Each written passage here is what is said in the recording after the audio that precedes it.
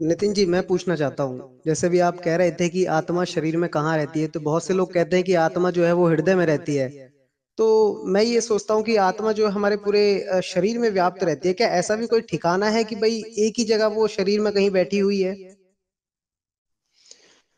नहीं, जो लोग कहते हैं कि आत्मा हृदय में बैठी है, असल में वो जीव को आत्मा मान बैठे हैं। वहां पे जीव आत्मा है।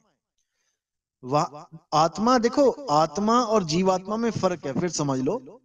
जीव आत्मा जो है वो निडर अवस्था को प्राप्त नहीं करता है, वो डरता है।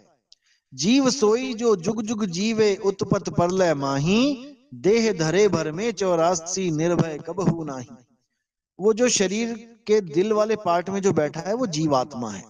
वो सबके दिलों में बैठा है, वहीं से पंपिंग की एनर्जी दे रहा है वो।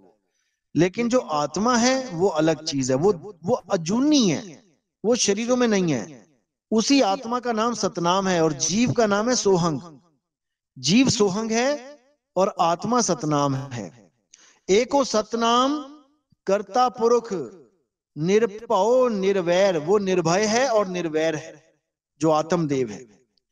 एको सतनाम कर्ता पुरुष, निर्भव निर्वैर, अकाल मूरत। उसका काल भी कुछ बिगाड़ नहीं सकता। अकाल मूरत अजूनी सैपंग। अजूनी यानी कि जो कभी जून में आया ही नहीं। अजूनी जो 84 लाख जून से परे है।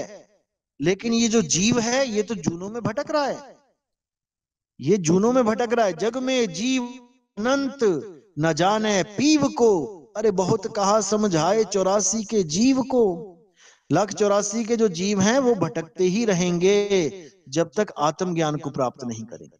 तो जीव अवस्था नीचे की अवस्था है और आत्मज्ञान की अवस्था ये उत्तम अवस्था है।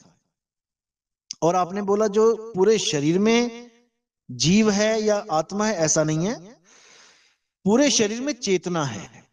जैसे सूर्य आकाश में है, अब कहो कि सारी दुनिया में सूर्य ही सूर्य है, तो ऐसा नहीं है। सूर्य की किरणें हर जगह व्याप्त हो रही हैं। ऐसे ही जो जीव है वो हृदय में बैठा है, लेकिन उसकी जो चेतना है वो पूरे शरीर में व्याप्त है। और कुछ